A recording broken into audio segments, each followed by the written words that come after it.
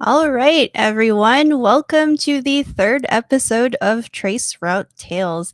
I'm joined today by two very, very special guests. You may have heard of them. You may have something from them, and that is John Capobianco and Dan Wade. Welcome to Traceroute Tales, you guys. All right. Thanks, Adrienne. It's nice to see you. Thanks for having me. Yeah, nice to see you guys. So, we have a lot of questions to go through. You guys know this. We're going to head right into them because we always love giving our guests the most amount of time to get into those stories, those memories that we may not have heard before. So, we're going to go straight into the Q&A. Before that, I will remind everyone you'll see a QR code on the screen. If you do not have the book that was written by John and Dan, you have the chance to win one. So go ahead and scan the QR code. There will be a little form, and somebody will pick a random person from that at the end of the stream. So you have a chance to win that. So go ahead and scan that. And with that, I will remove myself.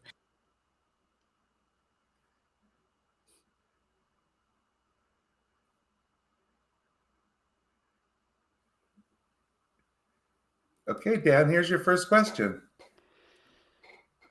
All right.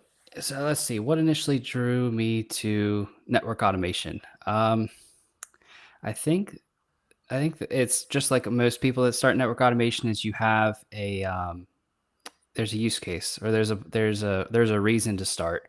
Um, in my case, we had it was around configuration management, and we had to push configuration out to every single device. And before I even considered network automation, many engineers around me just thought, okay, someone's going to be up all night, or give it to, a more junior person, and, you can approach it however you want.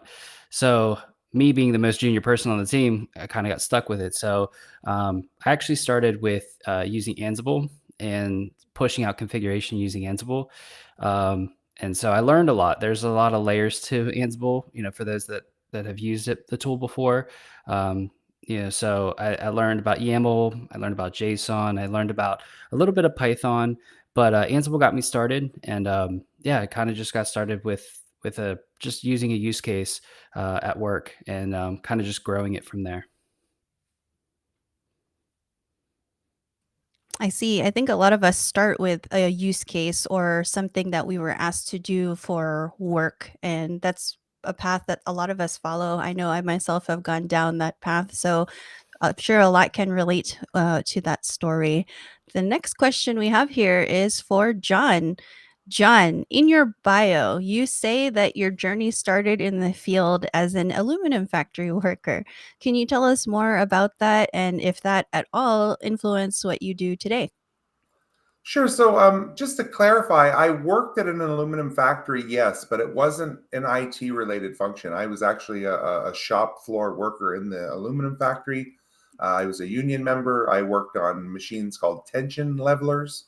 So we took great big pieces of aluminum that were really thick, and we turned them into longer, thinner pieces of aluminum through this huge machine.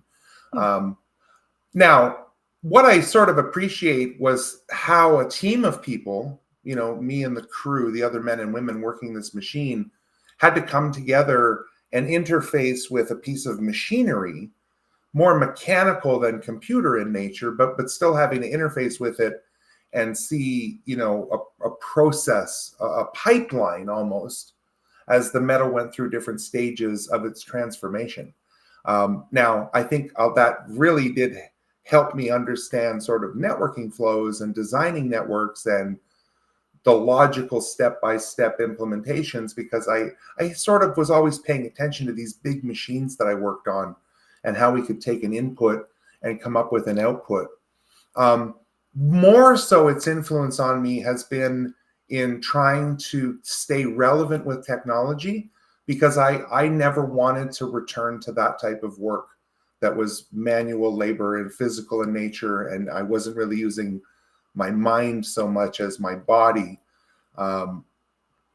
So it's driven me to stay motivated, to stay up with certifications and new technologies and learning and pushing the boundaries and really trying to keep a healthy career in IT.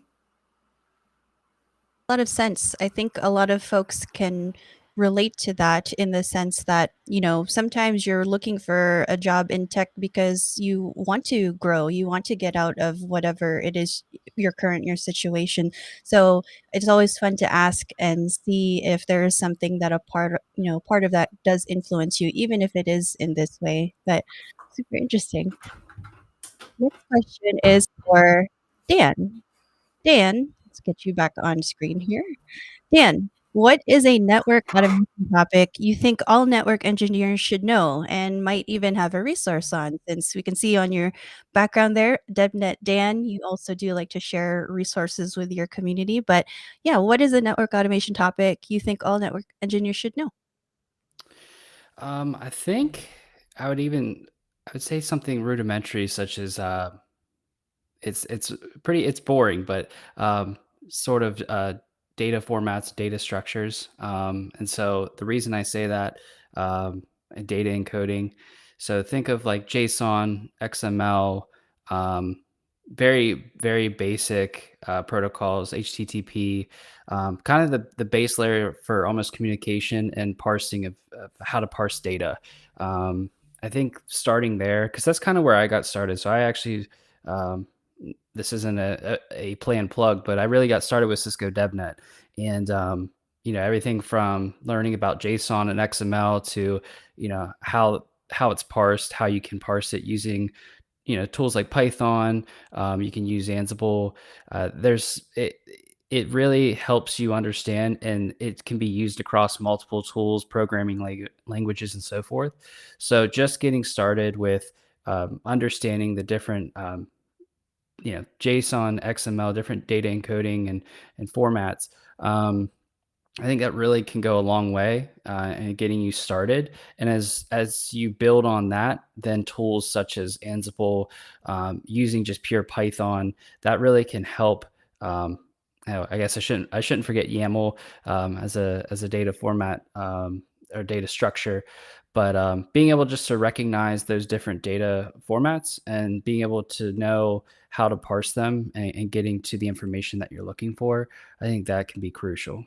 And that I mentioned Cisco DevNet, but there's plenty of resources on how to get started and understand what they may look like, and then how to, for example, with XML, the tree-like structure and going through the different tags and what the tags mean in different parts of XML.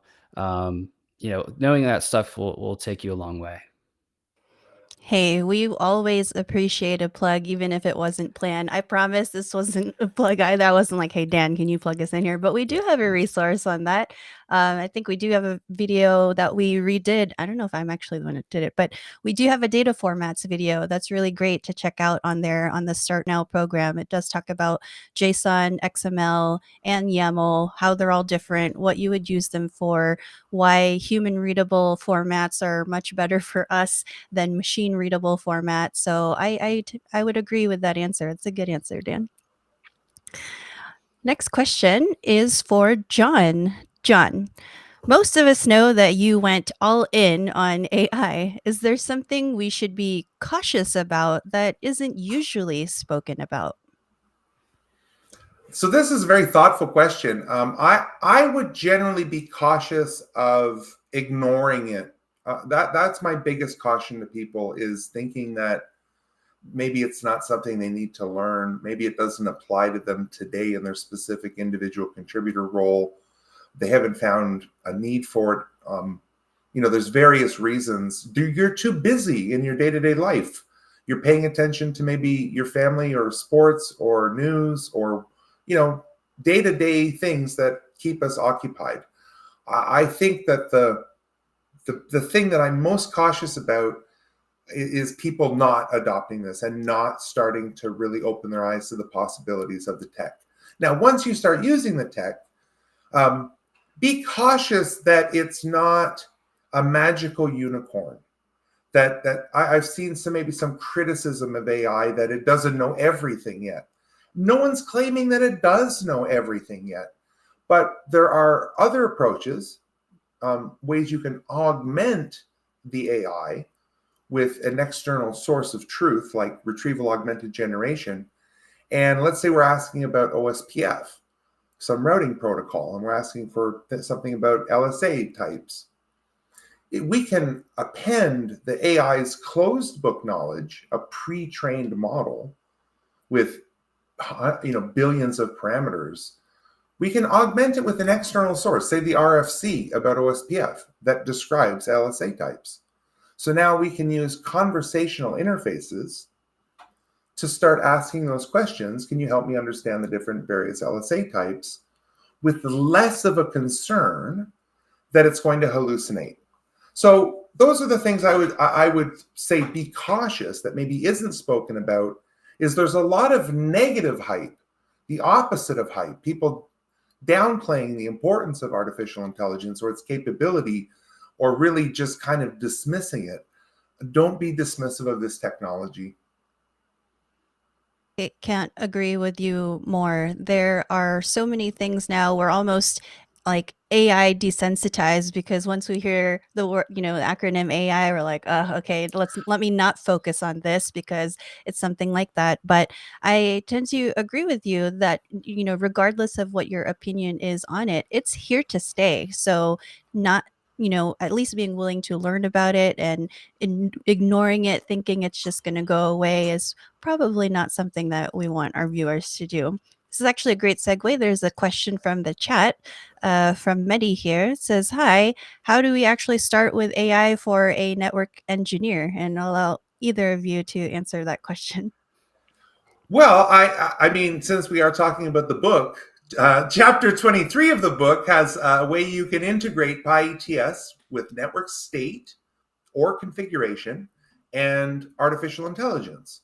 So this framework of pyATS can interact with artificial intelligence frameworks, and there's a bit of overlap there, and it's quite easy to do. I would start with, like Danny said, with his answer to where he got started with network automation, and where I got started with network automation, solving a problem, solving a real problem. So maybe it's something as simple as analyzing syslog. I have thousands of logs. Can artificial intelligence help me make sense of those logs? Can I give a conversational interface into those logs? Just as an example.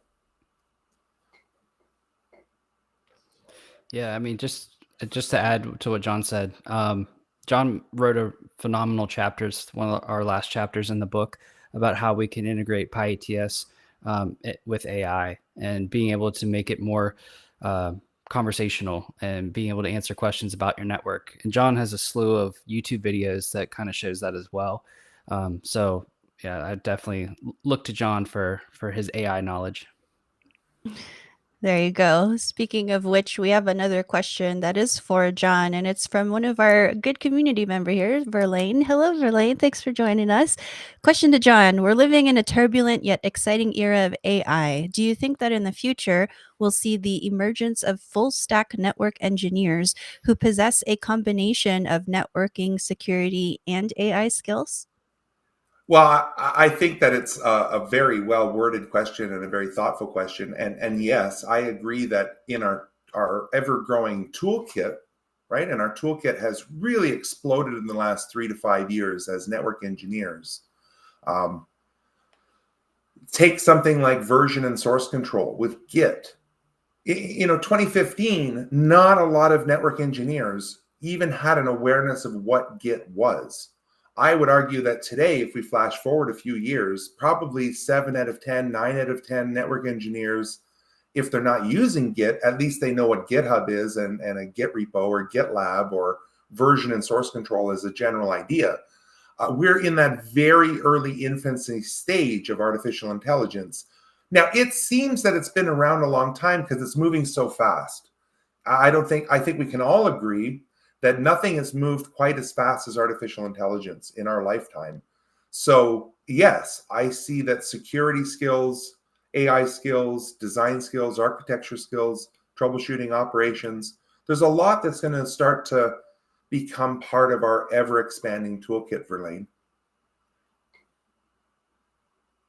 That's a great answer. And while you're both up here, we'll get to the next question here, which is for both of you, is there a book or resource that has been particularly influential in your career? And feel free to say the book that you just wrote, but I doubt that's it. So I know for me, it was Network Programmability and Automation, Skills for the Next Generation Network Engineer by Jason Edelman, Scott Lowe, and Matt Oswald. I would maybe even put forward that as sort of the de facto book for network automation as a place to get started. And Dan has mentioned the DevNet sandboxes. The DevNet sandboxes it's one thing to read books. It's another to actually build some solutions or proof of concept or write some code. Now, without the backing of those DevNet sandboxes, I mean, they provide access to equipment that's worth tens of thousands of dollars that I'm never going to be able to set up at home. To be able to click a couple buttons in a portal, sign in with my GitHub, and have access to an identity services engine or an ACI fabric or a Catalyst Center, right? It's been invaluable to me, the DevNet resources. And I would suggest that book by Jason and co. Yeah, so I kind of have two answers to it. One being technical, one being non-technical. So for technical resources, the DevNet sandboxes, the DevNet learning labs, particularly. So if you go to the DevNet website, and like I said, none of this is a free plug. I mean, I'm not. This is just how I got started. This isn't, because it's Cisco DevNet, but really, this is how I got started. Cisco, the DevNet learning labs. You learn everything from what's JSON, what's XML, to how to automate. How to write a Python script to interact with Cisco ICE. Is what John mentioned. That really kind of helped open the door to a lot of ideas that I didn't think about, but then also exposed me to there's modules about Ansible and Terraform. So the tooling that you can use that takes advantage of some of those topics. And the DevNet sandboxes, as John mentioned, many people don't have the resources, whether that be the time or the money to stand up these larger infrastructures, whether that be, a full Cisco ICE cluster or, Nexus switches, or, it takes a lot if you wanted to build that yourself. So being able just to reserve a sandbox and interact with these devices, whether, just jumping on the CLI or programmatically, it's invaluable to use those Cisco DevNet sandboxes. So that was my technical answer. The non-technical answer is I was reading a book, and this was long time ago. I'd say at least 5, 6, maybe 7 years ago. About there's a guy named Jocko Willink, and he has a book called Extreme Ownership, and it really helped me understand, like I said, from a non-technical side, it really helped my career, I feel, because it helps you really take, ownership, right? The name of the book, but helps you take ownership of everything around you, not just work related, but life related, helps you kind of with solving problems and understand, a leadership role. And it really helped me, just in everyday life. So I think in part it helped influence my career. I'm not saying if you buy that book, it will boost your career. But I will say that it definitely helped me in life. So Extreme Ownership by Jocko Willink. It's a really good book, just in general. So. I like both of those answers. I absolutely agree with you, John, that you need to do something hands-on, right? For developers, like in my background, you need a development environment. You need to test things out. You need to see how things are actually going to play out. You can read as many books as you want, but until you actually, compile that code, run it, deploy it, and see how it actually works in an environment, you won't really know what is, what's what and what could go wrong and how to fix those things. So I really, really like that answer. And of course, I swear I didn't tell anybody to plug in the DevNet resources. They're just that good, I guess. And I also like your answer, Dan, especially the Extreme Ownership book. That is a very, very well recommended book that I have heard time and time again. I feel like I need to add that to my library list. So thank you for that. All right. Next question we're going to go here is to Dan. Dan, what was your first experience with pyATS like? So my first experience, probably, I'm trying to think of when I got started. So surprisingly, I didn't get started with looking for a network testing framework. I think I was just experimenting with different tools on configuring devices, programmatically interacting with devices. So, I looked at Ansible, NetMiko, and I believe I just going through like the DevNet documentation. I think pyATS was there. So I started reading the documentation, and I mean, it is a truly built out testing framework. But I was really interested on configuring devices and the different ways you can do that with pyATS. Because, like I said, I started my automation experience with pushing configuration, which I think a lot of people do just because that's the number one use case for network automation. So I was just kind of looking for a different tool for my toolbox. What pyATS may fit in, what situations it may fit into. So that's kind of how I got started. And as I read through the documentation, I got more familiar with the framework. It opened up just so many possibilities with network testing.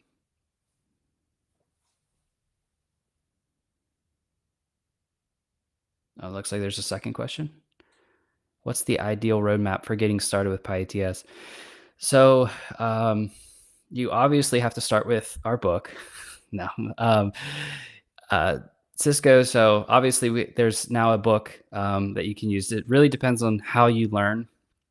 Um, I have blog posts. There are plenty of blog posts out there about pyATS, multi-part blog posts. So it depends on how you consume and how you learn.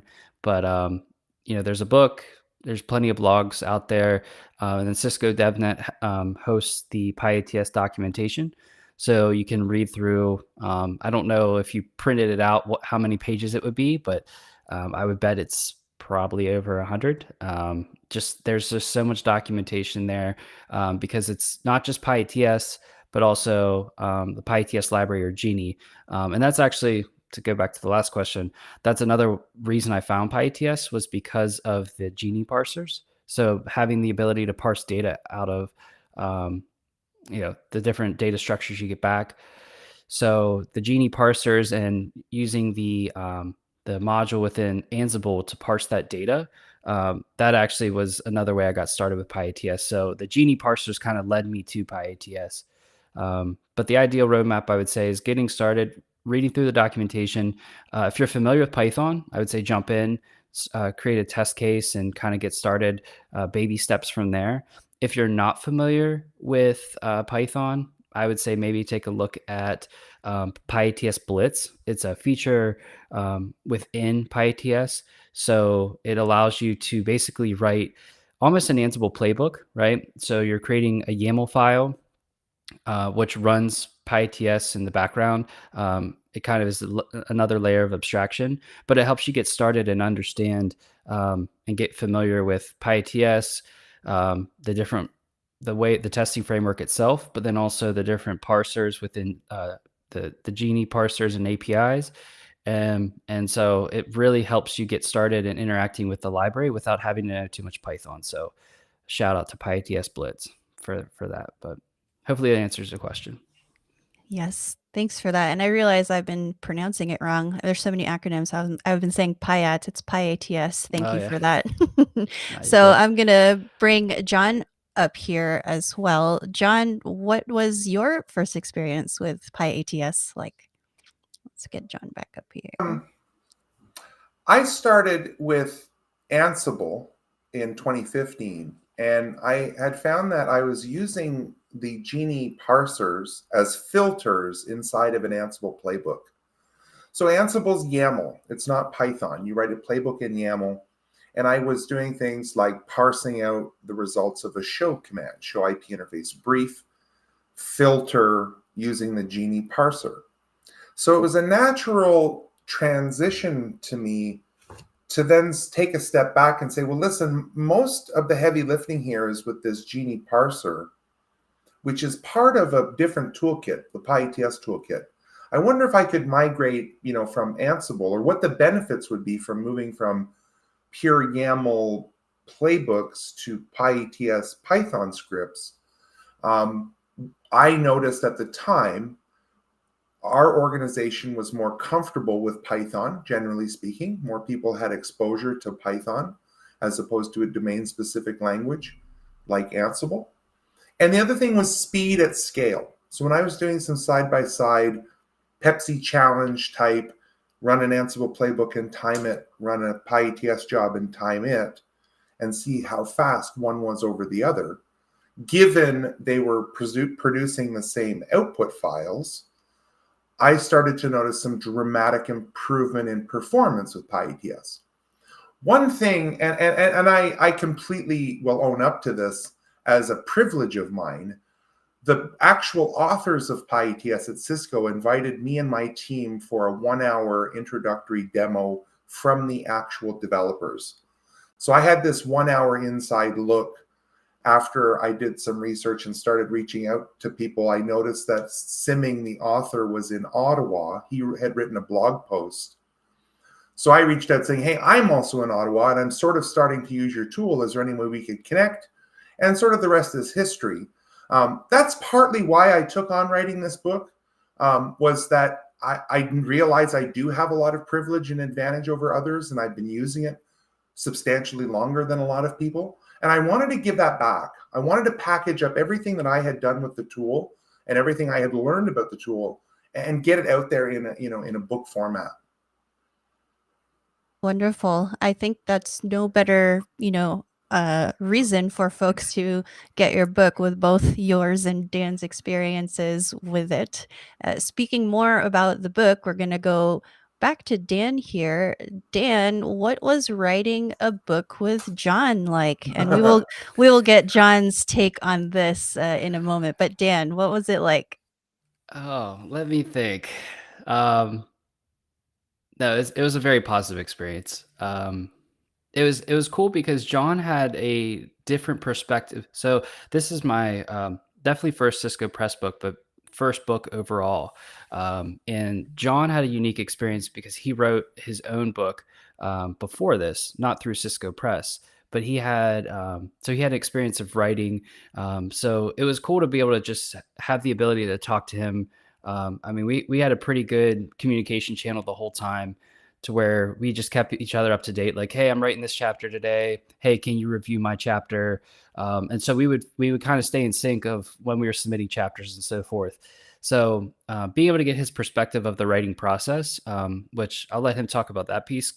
But I just him being able to walk through some of that and like, hey, what should I expect? What's kind of next after this step? Because there's a lot. There's the writing piece, and then you think like, hey, I'm probably 75% there, and then there's many editing iterations, and so going through that definitely was an interesting journey. So having someone to talk to like John that's kind of gone through this once, it was a good experience. And I mean, John has amazing charisma about this book, and as we're talking about we both love this subject of pyATS and both use the tool, and we before the book have started our friendship with YouTube and live streams and talking about this topic. So it was a very natural thing. It wasn't like two strangers just met to write a book. So it was definitely a great experience with John.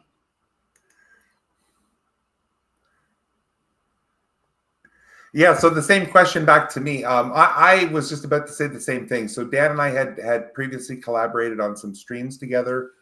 We have a lot of overlapping interests, automation, but not just automation, like cool automation and neat things. And I was really inspired by Dan's openness for his DevNet expert journey and the videos he had made. I was also I have bookmarks of some of Dan's blogs. So Dan had written a blog, one about how to contribute a parser, to write your own parser and contribute upstream to pyATS. And I'll come back to that. And then he had written another one about clean and how pyATS as a testing instrumentation can kind of restore a system if you crash it through your testing. So I knew Dan, he knew his stuff. He was truly an expert on pyATS. And then being friends with him and have already collaborated with him on some live streams, we knew each other. I knew what his writing style would be. The other thing that I liked is that it didn't feel like work. It didn't feel like tedium. Dan and I would just, like he said, hey, I'm working on this one. Hope to be done by the end of the weekend. Hey, I've updated all of your edits or whatever, right? Very collaborative throughout the journey. And it never felt like work, which was fun because it's not about a second job. Neither one of us were looking to take on a second job, right? We wanted to do something out of passion. And Dan has that passion for automation and for helping people. It's not just about his automation experience. He wants to help people. And I think he has a similar perspective on giving back and sharing and just being open with his code and his work, just to help people and to elevate, right? A rising tide lifts all ships kind of thing, right? So I had an amazing experience with Dan writing the book.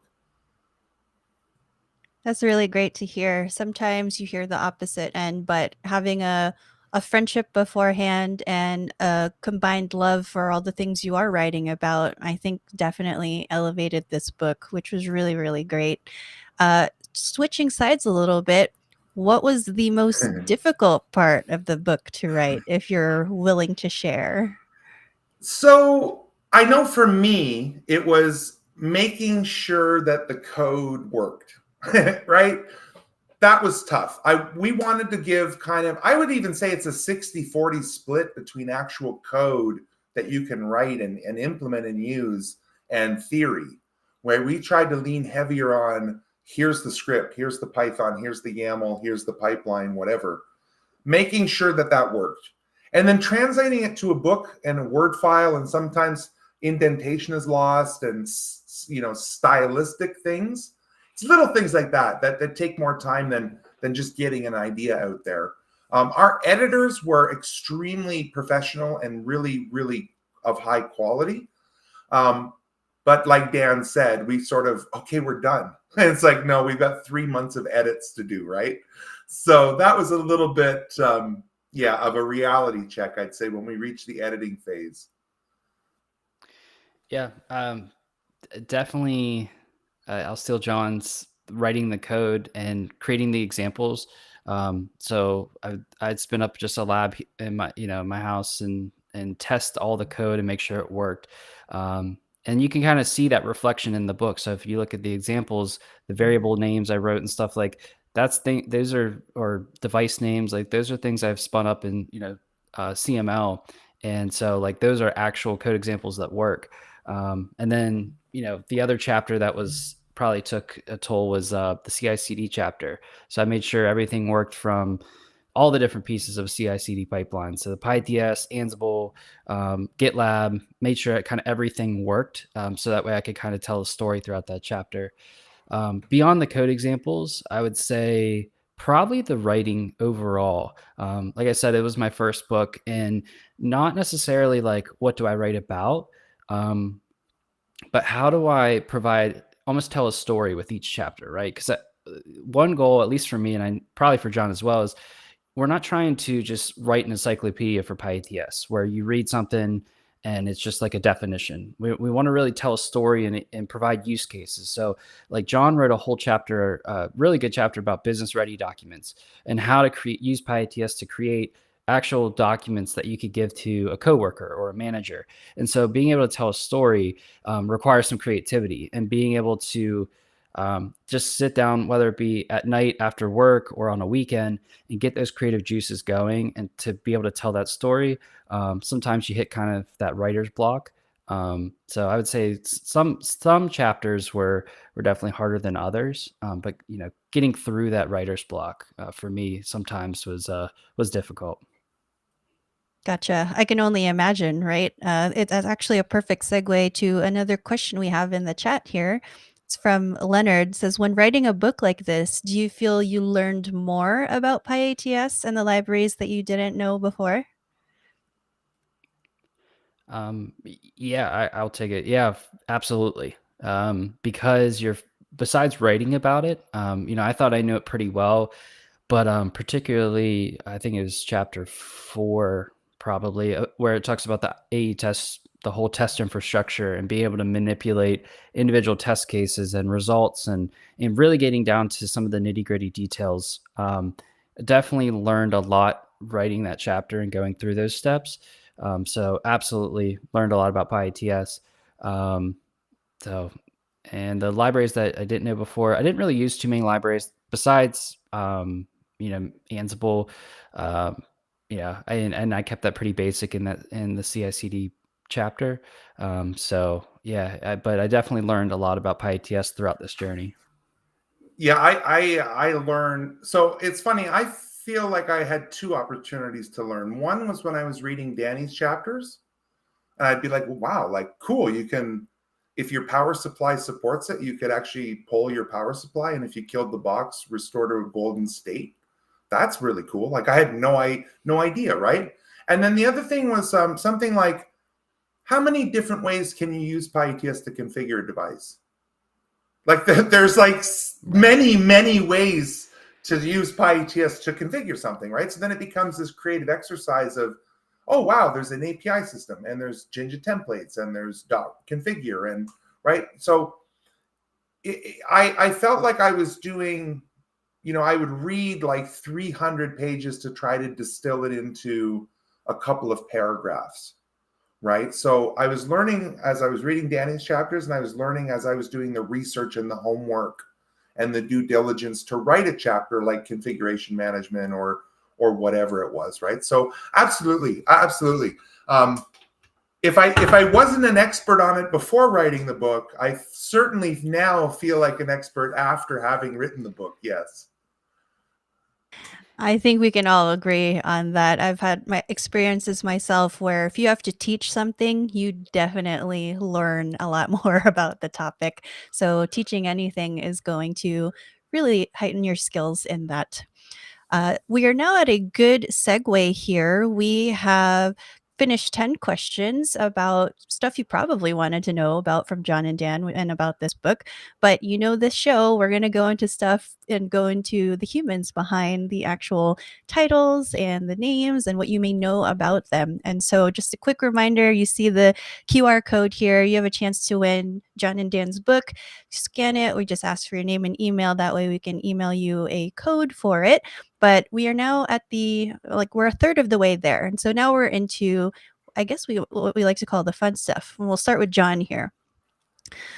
John, I asked you about hobbies and you delivered. You spend your time with your 3 dogs, you oil paint comic book characters, and you mountain bike in Gatineau Park. Out of those, can you pick a favorite?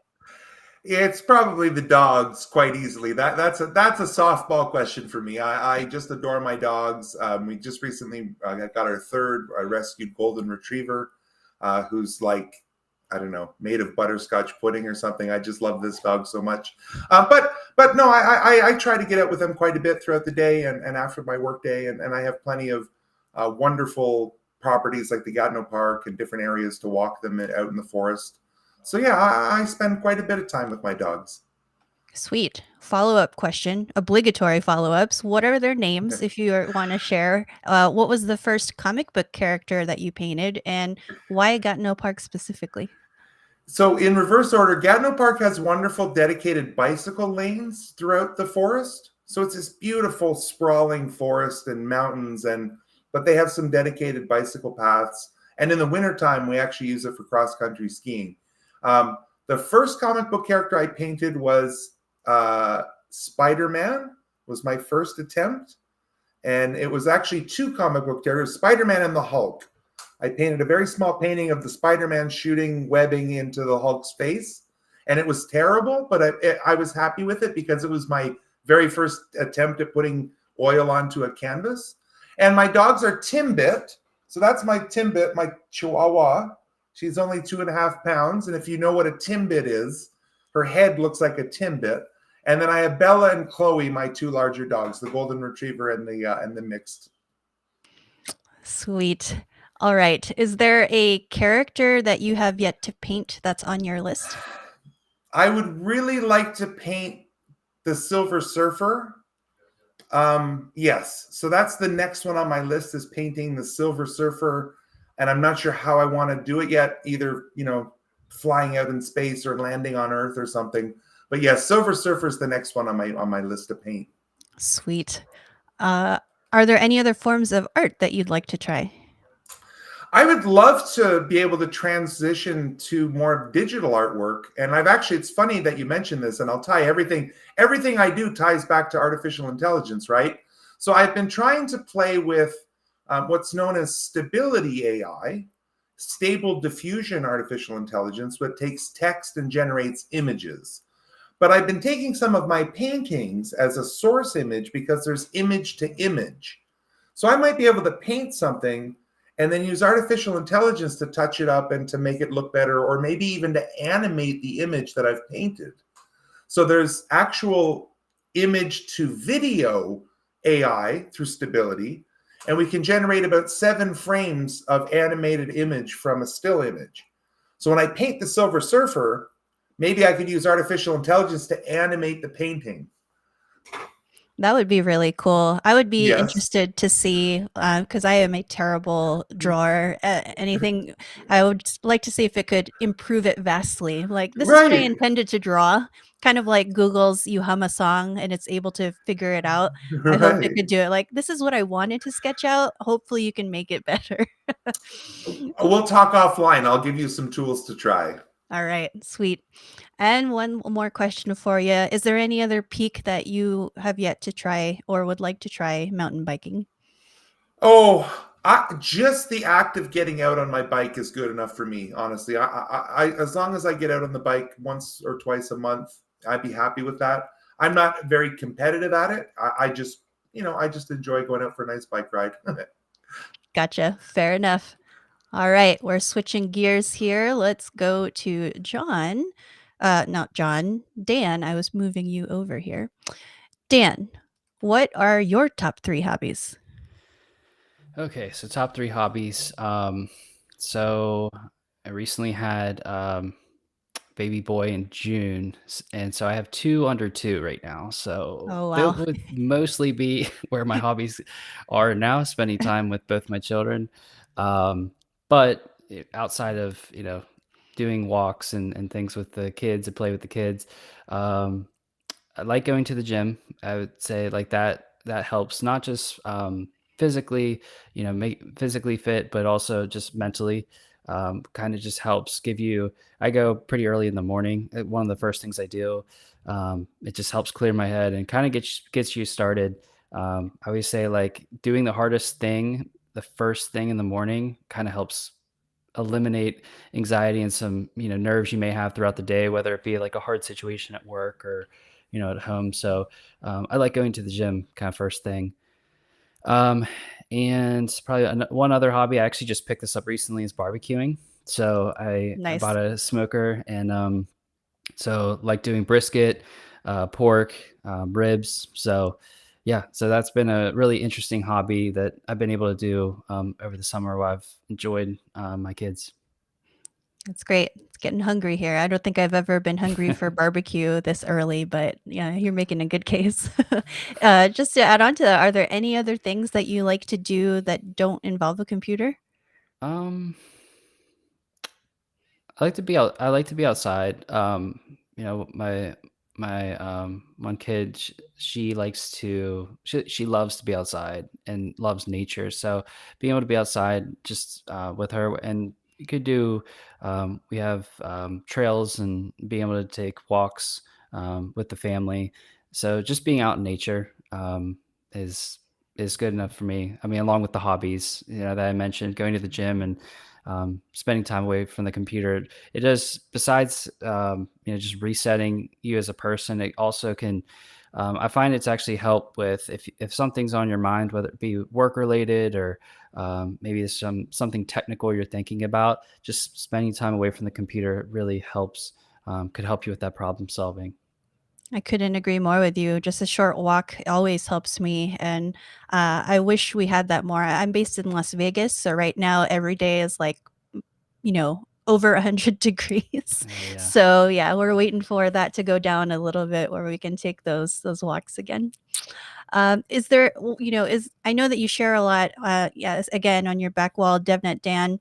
What excites you about sharing your knowledge and experience to others on social media? There's a lot of folks who just kind of build that up and take that all in for themselves, but then there are folks like you and John who are like, no, I want to give back to the community. I like doing this. I want to help others. Can you share a little bit more about why you do that? Yeah. I think it goes back to just giving back to the community that, I want to build a community, and not just me, but like with John and with other people that create content, whether it be blogs or videos, um, to try to encourage people either to, share their experiences, or just, learn through our content. I really, whenever I was getting started with networking and network automation, really, there wasn't too many content creators out there that you can kind of like just, go to their channel and watch, 10, 20 videos on different, whether it be different topics or just seeing them, the way they work. Because I mean, too many times, and this goes across all social media, you just see the bright parts of people's lives. And so too many times you get a video and it's just like, here's the answer. And there's no one showing you the struggles or the days and nights it may have took to get to that answer. And so one of the reasons I did live streaming on my YouTube channel was for that reason. I would do like streams 1 to 2 hours and may not get much done, right? Might hit roadblocks, but being able to, for people to see that, to know like, okay, these blog posts that are written, it takes a lot of time. And most of the time, specifically with network and network automation, a lot of labbing and doing a lot of work yourself to really build something up and prove it before you publish. And so just being able to show that, hey, it does take a lot of work and you might hit brick walls. That's one of the biggest reasons I like to share. But then also, to kind of a second answer to that is, I love getting, direct messages or private messages from people to say, hey, I read this blog post that you wrote a couple of years ago, or I watched your YouTube video and it really helped me out. I might, take what you wrote and and I did this with it, or I'm planning to do this, or I want to bring this up to my team. Like being able to get that feedback and knowing that, hey, I'm helping someone that may have not, been able to solve solve that problem or get that question answered. That's really why I like to give back. Yeah, like you said, I don't like to keep anything myself. Like I'm not taking any sort of, I don't have ads on my videos or anything like that. So I like to just give away the content and allow people to kind of digest it however they see fit. Yeah, I can't agree with that more. I would argue that folks like you who show the troubleshooting, who show the mistakes that you actually run into, and show that you're solving it in real time, that's actually more beneficial, I think, to somebody who's learning rather than just a curated form of a video that shows you how to do something. Like, yes, there's a place for that if you're just getting started into the topic and you need to know a high level to set your foundation, sure. But I think, at least for me, I do like seeing someone go through it in real time, get the errors, go Right. through debugging and see what is what. I'm going to bring John back up here real quick because we have a question that applies to both of you. And this is from another John. And let me remove myself here so that we're not blocking you.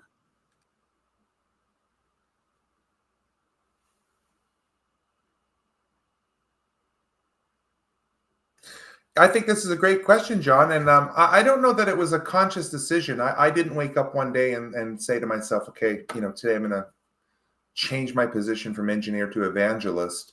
Um, I think that, how do I say this? I think it's easy for us to criticize maybe our current position or our employer or the way things are done or the lack of change or the lack of innovation, right? I think when you make that decision to say, I'm going to be part of the solution and not part of this problem, right? I'm going to try to bring forward automation, or I'm going to try to bring forward some change or some new approach or technology. You have to have a voice. It's difficult. I know that, and some people are introverted, or some people prefer to keep to themselves, or maybe not be as vocal or as forceful with their message. But leadership, right? People, you can emerge as a leader just by sharing your information with people, just by preaching new ways of doing things. Or like Danny said, when you learn something, immediately try to turn around and share it with other people, which means you have to have an even deeper understanding of the topic, because you're going to try to inform others about that topic now, right?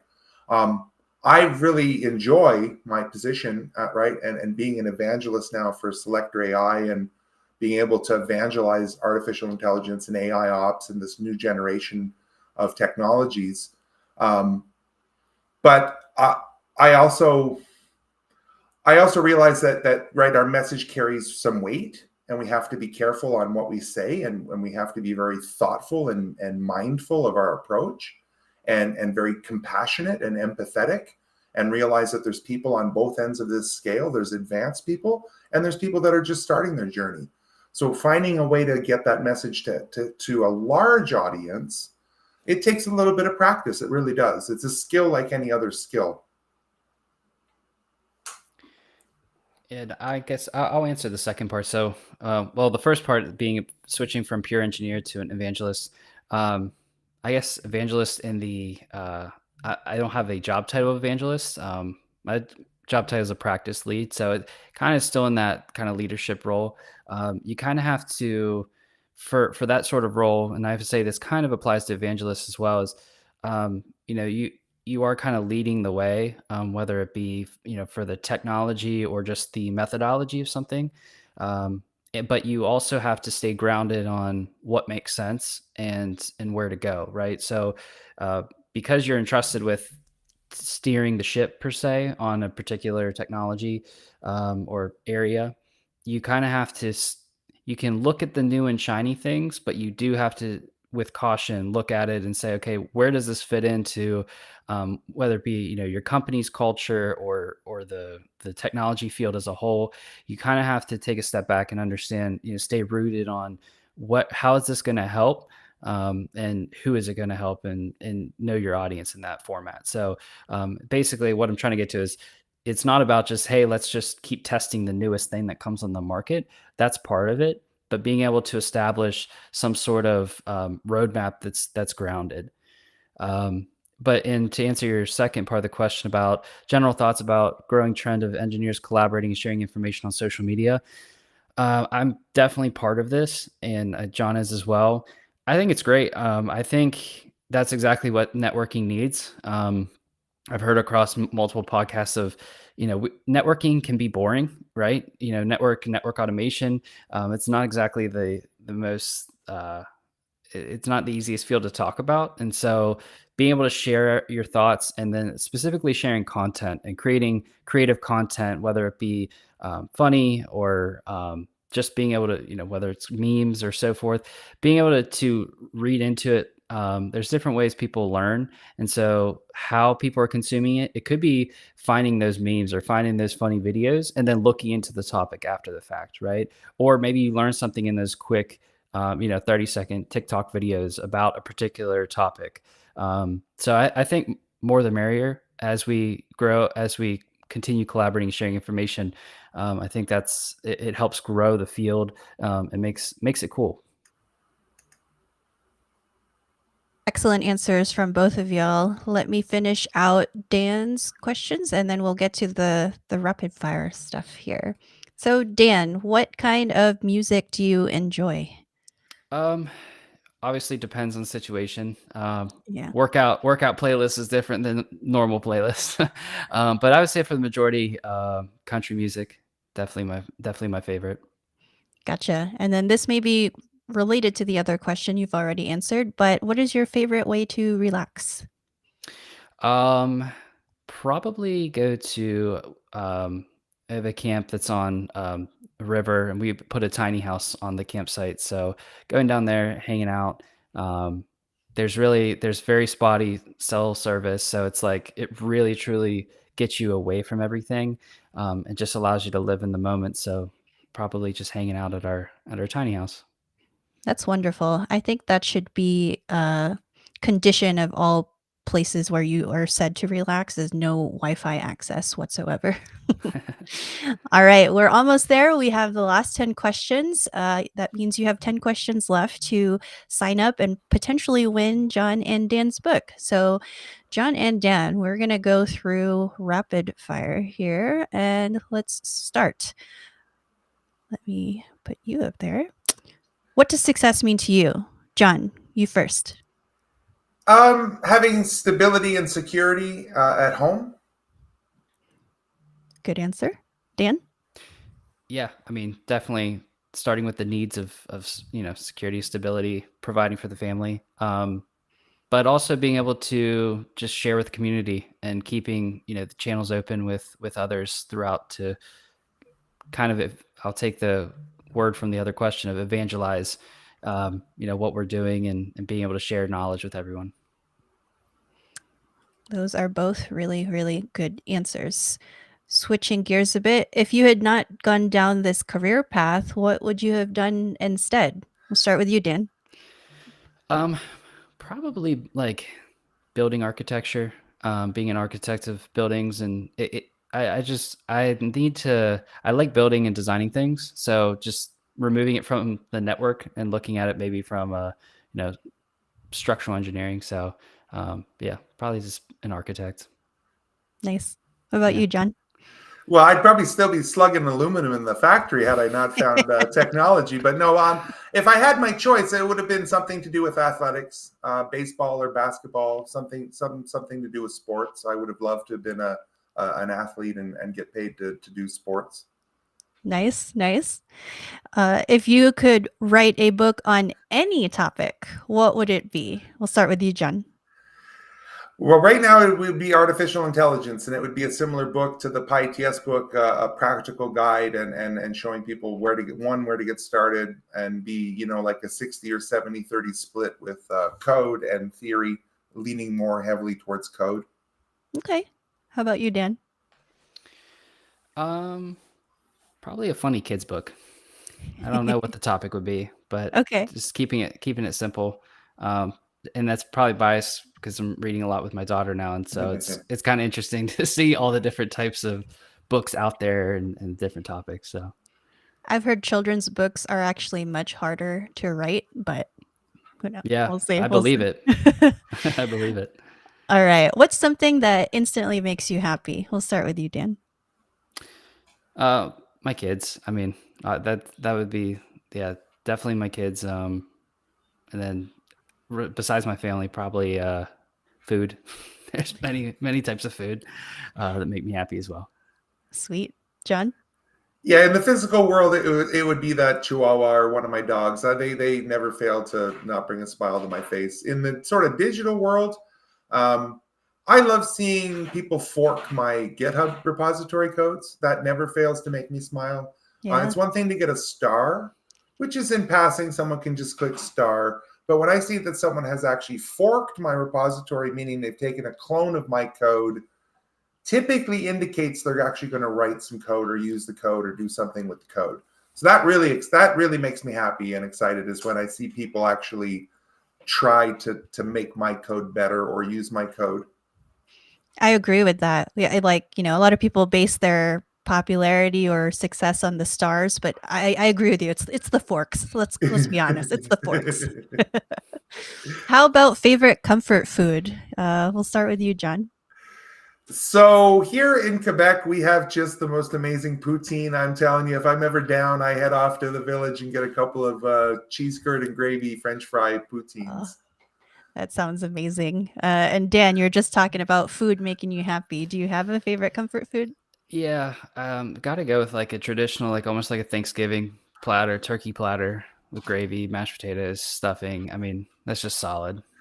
The OG dinner or the leftover deals or Oh, dishes afterward? yeah. I mean, I can go with either. Leftovers are kind of nice because I feel like you can get more. Like if you really like the stuffing, you can scoop a little more. You don't feel as bad because it's leftovers. So, yeah. I agree. I agree. I think you answered this earlier, but if you need to get stuff done, what song do you turn on to hype you up, Dan? Well, the gym, I mean, that's a whole different story. Probably one that gets me like happy. Probably Ain't No Mountain High Enough. That's like a solid one. You can play that on loop. Good song. Good Yeah. song. How about you, John? So when I need to code and I need to get into the zone or the flow or whatever you want to call it, I will listen to Beethoven. I listen to Beethoven almost every time I code. I'll put on Symphony Number 9 or something. Respect. Like it depends on the mood, right? Sometimes if you need to focus, sometimes you can't have lyrics. Other times you just want like full beat and you need to go push through. All right. John, what is your least favorite chore? Oh, I hate writing README files. I hate writing a README file. I forget it. I've actually started to use ChatGPT and more or less say, here's my code. Here's the pip packages that you need to pip install. Could you go ahead and write me a README file for this? Good use case. Good use case. Yeah. What about you, Dan? Um, non-technical, probably cleaning the bathroom. I hate cleaning the bathroom. And that's the worst. Fair, fair, fair. And then switching gears, Dan, what is your least favorite drink, boozy or not? It's hard not to think of a boozy drink, but probably like a Bloody Mary. I could never drink one. I don't know what it is. This made it just I can't. Maybe it's all the different parts. Some people have like texture wise, maybe. Oh, yeah, the texture for sure. Yep. Maybe. How about you, John? Well, you just need to make sure that that Bloody Mary's a Caesar and get the Clamato juice instead of the tomato juice, and then you'll be okay. But for me, it's a screwdriver, like just vodka and orange juice. I don't know. I just, even the smell of it turns me off. Noted. So if any of y'all see Dan or John, do not order Bloody Mary or screwdrivers around them. John, if you were an animal, which would you be? I think I would be a bumblebee. Bumblebee. Okay. Yeah, Explain. just Explain. a big fuzzy happy little thing floating flower to flower, pollinating the world, doing my thing, spreading flowers and joy. I can see that. I can see that very well. How about you, Dan? Probably an eagle or a bird, just because I'd love to go, like being able to travel and do it quickly, like being able to fly. I think that'd be really cool. See a lot of places. Gotcha, gotcha. And we're at our last question here. So get those scans in on the QR code. We'll start with you, Dan. Do you have a life motto? If not, do you have any last words for our viewers? Life motto. Nah, nothing catchy. There's a lot of lessons I learned in that extreme ownership book. I can't, like I said, I can't remember like a particular motto, but there's a lot of principles I definitely live by through that book. Any last words for the viewers? Thanks for everyone that kind of tuned into the live stream. If you feel the need or definitely want to learn about pyATS, I feel like our book is different in that it really, each chapter can tell a story about a particular feature of the framework, but also just hopefully it drives a point home where you read it and you say, oh yeah, I've definitely gone through this before, or I've had a use case like this. So yeah, and go out and just try things. I think that's overall, aside from the book, just try different things. We talked about AI, and many people are very kind of not sure about it. It could be AI, it could be network automation. Like, I want to try out Python.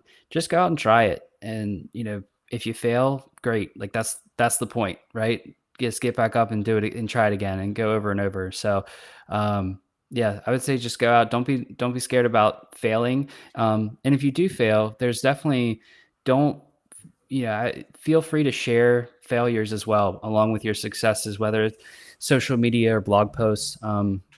There's a large support network out there that, many people think that you just have to show off your best work to. show off reasons or questions you might have, to a larger community, and we're all here to help each other. Very cool. I guess that's me. So I'm just going to leave you with something about perspective. It's something that, I don't know, sticks with me. One of my favorite little quotes from Christopher Hitchens. Dog owners will notice that if they feed and love and shelter and give affection to dogs, the dogs think that the humans are gods. Cat owners will notice if they feed and love and care for and shelter cats, that the cat, it thinks it's the god. So I would echo Danny's perspective about not giving up. The only failure, right, is giving up. And you see some of the things that him and I have done.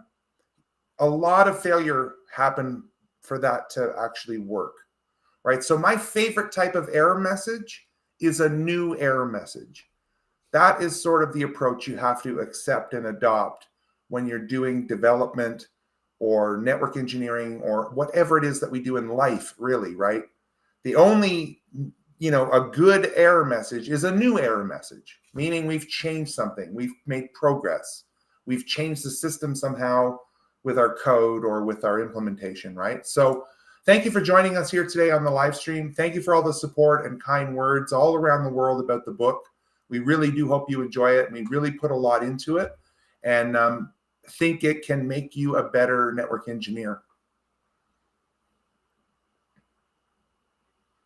So thank you so much, John and Dan, for taking the time to be here to answer folks' questions here. We have closed the QR code, so we are choosing a random person with magic AI right now. And while we are waiting for that, we actually had one last question come in, if you don't mind, and it is from our good friend Verlaine, and it's for you, John. You've been called the Bob Ross of automation. Now you see, as the AI godfather, with it being the new frontier, what advice would you give to the future workforce, was the last part of that question. Well, I also we're going to tie this back to someone else's question, if they should feel bad using artificial intelligence. I don't think humans should have a moral concern with using this new technology. When I was going through school, it was the digital calculator, and there was moral panic over the digital calculator and how people wouldn't know math anymore, right? Don't feel bad using this in ethical ways. I'm not saying, use it unethically or irresponsibly, but like any other tool, right? A nuclear bomb can wipe out 100,000 people. Nuclear energy can power 100,000 homes, right? So it's your responsibility to use it ethically and to make the world a better place. So yes, add artificial intelligence into your toolkit, and you're going to notice probably a doubling of your productivity.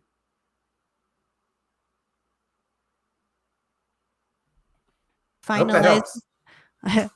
Me too. Let me know, Verlaine, if that was a good answer for you. So we have everybody here. Again, thank you so much for sticking around till the end. And I believe we have chosen a winner. The winner is Michael. I am not sure if you added the last name there, but Michael is the winner. So if you are the Michael, we will contact you via the email you have put into our form. So congratulations, Michael. You now have a copy of John and Dan's pyATS book. And with that, that is the third episode. Thank you so much for being here. If you have suggestions on who you want to see here, let us know. We are more than happy to try to get them scheduled on here. But again, thank you to both of you again, John and Dan, for being here.